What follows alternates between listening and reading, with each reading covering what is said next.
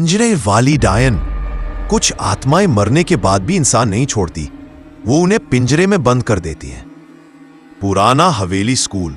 उत्तर प्रदेश के एक छोटे कस्बे जागीरगंज में एक पुरानी हवेली थी। एक समय में वो स्कूल हुआ करती थी, सरस्वती विद्या निकेतन। करीब 25 साल पहले एक हादसे में स्कूल के 5 बच्चे और एक अध्यापिका मधुलता मैडम उसी स्कूल में आग में जलकर मर गए थे। बात दबा दी गई, हवेली को बंद कर दिया गया। लेकिन तब से कहा जाता है कि रात को वहां बच्चों की चीखें और एक औरत के पायल की आवाज सुनाई देती है। सच्चाई खोजने आए युवा। 2025 में 4 दोस्त, आरुषि यूट्यूबर, ईशांत फोटोग्राफर, वंश ड्रोन एक्सपर्ट और राघव हॉरर स्क्रिप्ट राइटर वहां डॉक्यूमेंट्री शूट करने आए। गांव वालों ने मना किया, बेटिया उस हवेली में जो मरी थी वो इंसान नहीं बनी थी, वो डायन थी। बच्चों की आत्माओं को अपने पिंजरे में बंद कर लिया है। आरुषि को लगा ये सब अंधविश्वास है, पर राघव को कहानी मिल गई थी, पिंजरे वाली डायन। नाम तय है। हवेली में पहला कदम। चारों शाम को हवेली पहुंचे। Tripod, night vision camera, recorder और डिवाइस से लैस थे। जैसे ही दरवाजा खोला, सीलन की गंध और सड़ी मांस जैसी बदबू आई। एक बड़ा सा हॉल था जहां दीवारों पर अधजले रिपोर्ट कार्ड और टूटी पेंसिलें पड़ी थी। अचानक बच्चों की धीमी धीमी हंसी सुनाई दी। सुनो। पहली परछाई वंश ड्रोन उड़ाकर छत की फुटेज ले रहा था। तभी स्क्रीन पर एक आकृति दिखी। लंबे बाल, उल्टी गर्दन और सफेद आंखें। क्या यह कोई टीचर का भूत है?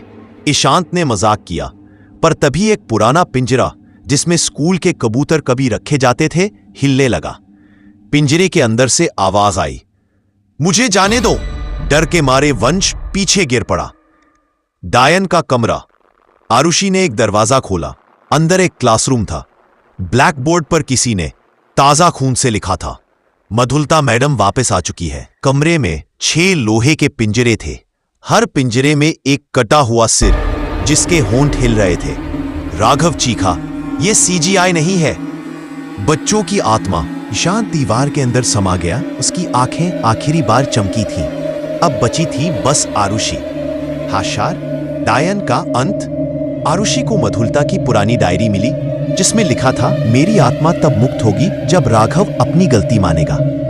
आरुषि ने रिकॉर्डिंग चलाई जिसमें राघव ने कबूल किया था, मैं ही जिम्मेदार था। डायन चीखने लगी, हवेली जलने लगी। पर जैसे ही आरुषि बाहर निकली, हवेली गायब थी। अंत। पिंजरा फिर से खुला। एक हफ्ते बाद आरुषि ने वीडियो यूट्यूब पर डाला, पिंजरे वाली डायन। वायरल हो गया। लोग कमेंट करने लगे, उस हवेली का जीपीएस लोकेशन दो। लेकिन तभी एक रात आरुषि के रूम की अलमारी से आवाज आई, मुझे भी पिंजरे में चाहिए। वो पलटी, अलमारी खुली। अंदर एक पिंजरा था और उसमें वंश, ईशांत और राघव की आत्माएं थी। अब चौथी आत्मा की बारी थी। अंत।